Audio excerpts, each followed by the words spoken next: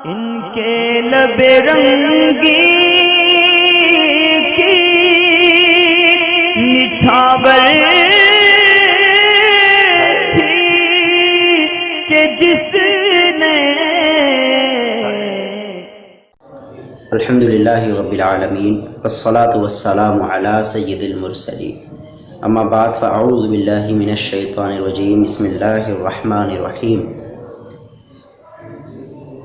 ایک بہن کا یہ سوال تھا، شوہر بیوٹی پارلر بھیجے تو کیا جا سکتے ہیں یا نہیں؟ دیکھیں، اس میں حکم یہ ہے کہ بیوی صرف اپنے شوہر کے لیے زینت اختیار کر سکتی ہے۔ اب شوہر اس کو حکم دے رہا ہے اور اس کو باہر بے پردہ گھمانے کے لیے حکم نہیں دے رہا، کیونکہ اس میں خدا کی نافرمانی ہے، اور صرف اپنے لیے خوبصورت زینت اختیار کرنے کے لیے اس کو بولتا ہے، تو اس صورت میں کوئی حرج نہیں، جبکہ وہ بیوٹی پارلر جانے میں وہ جو بھی ہو، وہ کوئی بہن ہی ہو، وہ اس کے بلیچنگ یا جو بھی اس کی زینت اختیار کرنے کی اشیاء استعمال کرے تو وہ کر سکتی ہے، اس میں کوئی حرج نہیں ہے۔ اشرف بھائی یہ سوال کرتے ہیں کہ لڑکی پر ساس سسر کی خدمت کرنا ضروری ہے یا نہیں؟ اس میں شریعت کا حکم یہ ہے کہ بیوی پر یعنی لڑکی پر اپنی ساس سسر کی خدمت کرنا فرض یا واجب نہیں ہوتی ہے، البتہ ایک تقاضا محبت کا یہی ہوتا ہے کہ جس گھر میں وہ آئی ہے وہ اپنے ساس سسر کو اپنے ماں باپ کی طرح سمجھے،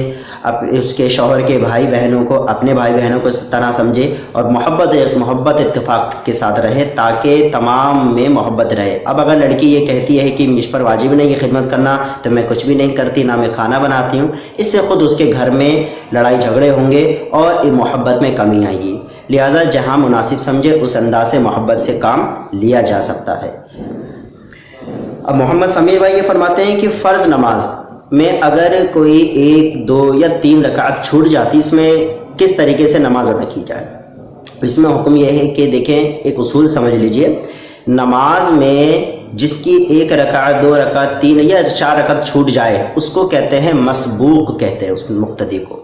مسبوق کا حکم یہ ہوتا ہے کہ وہ جب تک امام کے ساتھ ہے، امام کی اتباع کرنا، جیسے جیسے امام کرے ویسے ویسے مقتدی کرتا رہے، یہ اس پر لازم ہے۔ اب جب امام نے سلام پھیر دیا، اب اس کو اپنی وہ رکعتیں مکمل کرنی ہیں جو اس کی چھوٹ گئی ہیں۔ اگر تو 1 رکعت چھوٹ گئی ہے تو وہ اپنی کھڑا ہوگا، اور کھڑا ہونے کے بعد قیام میں جا کر وہ سب کچھ پڑھے گا جو اس کو پہلی رکعت میں پڑھنا تھا، پہلی رکعت میں پڑھ کر وہ رکوع سجدہ کرنے کے بعد سلام پھیر دے گا۔ اگر تو وہ دوسری یا تیسری یا چوتھی رکعت اس کی چھوٹی ہوئی ہے، ایسے رکعت چھوٹی، تو اب اس میں یہ یاد رکھیں اصول کہ امام کے ساتھ سلام پھیرنے کے بعد اب جب وہ کھڑا ہو رہا ہے تو وہ اس کی پہلی رکعت شمار کی جائے گی، یعنی پہلی رکعت سے وہ شمار شروع ہوگی۔ اب وہ پہلی رکعت سے اگر شروع ہوتی ہے تو اب آپ کو معلوم ہے کہ اس میں کیا کیا پڑھا جاتا ہے، سبحانک اللہم بھی پڑھا جاتا ہے، سورہ فاتحہ بھی پڑھی جاتی ہے، اور سورت بھی پڑھی جاتی ہے۔ تو زیادہ پہلی رکعت یا دوسری رکعت چھوٹی گئی تو اس میں وہ تمام چیزیں پڑھے گا، اور جب بیٹھ جائے گا تو بیٹھنے میں اس کا اصول یہ ہے کہ یہ آخری والی رکعتیں شمار کی جائیں گی۔ اچھا، ایک بھائی ریحان نوری یہ فرماتے ہیں کہ 360 دن کا بکرا ہے تو کیا اس میں قربانی ہو جائے گی؟ اب اس میں بعض لوگوں میں یہ ذہن میں ہوتا ہے کہ 1 سال کا بکرا مکمل ہو چکا ہو، دوسرے سال میں چل رہا ہو تو تبھی اس کی قربانی ہوتی ہے۔ جی بالکل ایسا ہی ہے، لیکن اس سال سے کون سا سال مراد ہے؟ اس سال سے مراد سال ہے قمری سال، چاند کے اعتبار سے سال مکمل ہو جائے، شمسی سال مراد نہیں ہے۔ لہٰذا قمری سال 355 یا 56 دن کا ایک سال ہوتا ہے، لہٰذا اگر کوئی 360 دن کا بکرا ہے تو اس کی بالکل قربانی ہو جائے گی، کیونکہ وہ قمری سال سے 4 یا 5 دن آگے بڑھ چکا ہے۔ نسیم خان یہ فرماتے ہیں کہ بلیچ لگانے سے نماز پڑھنے کا کیا حکم ہے؟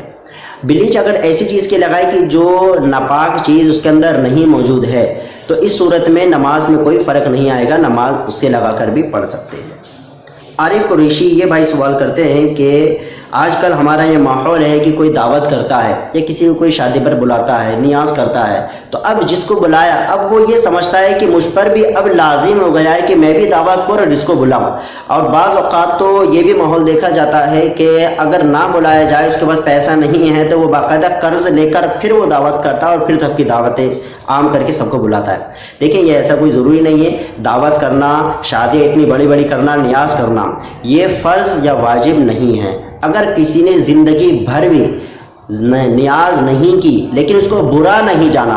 اور اس کو جائز جانا اور زندگی میں نیاز نہیں کی تو شریعت کی جانب سے اس پر کوئی حکم عائد نہیں ہوگا. لیکن اگر کوئی برا جانتا ہے تو اس کے لیے بالکل حکم ہوگا کہ جو چیز شریعت منع نہیں کرتی ہے تو ہم کون ہوتے ہیں منع کرنے والے. بہرحال تو اب اگر کوئی شخص ایسا کرتا ہے، قرض لیتا ہے، قرض لینے کے بعد وہ ایسا کرتے تھے، ایسا کرنا اس پر بالکل لازم نہیں ہے. اور لوگ جو عوام یہ سمجھتی ہے کہ اب ہم اس کے یہاں جائیں گے تو لوگ اس کو بعض اوقات مجبور کرتے ہیں دعوت کرنے پر، تو یہ کرنا بھی درست نہیں ہے، لہٰذا ایسے کاموں سے بچا جائے.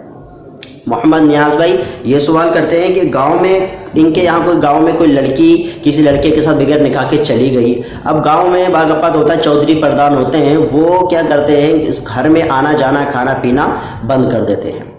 اب اس میں دیکھیں حکم شریعت کا یہ ہے کہ یہ شرعی طور پر تو واجب ایسا نہیں ہوتا کہ اس نے وہاں پر آنا جانا کھانا پینا بند کر دے، کیونکہ اس گاؤں میں اس گھر والوں کی کیا غلطی ہے.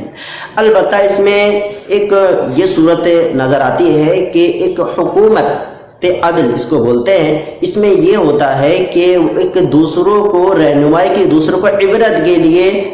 چند دنوں کے لیے وہاں پر آنا جانا بند کر دیا جائے، یا ان لوگوں کو کہہ دیا جائے کہ اگر یہاں پر ایسا ہوا تو اب ہم ان سے ایسا کر دیں گے، سخت فیصلہ کوئی لیں گے، تو یہ لوگ اس سے ڈر جائیں گے. لہٰذا یہ اتنی صورت سمجھ میں آتی ہے، لہٰذا 3 دن یا اس سے زیادہ کسی مسلمان سے نہ بولنا یا اس کو غلط سمجھنا یا محلے میں اس کو بالکل الگ کر دینا، اس کا شریعت میں کوئی حکم نہیں ہے. واللہ تعالی عالم ورسولہ عالم. پتھر میں حسن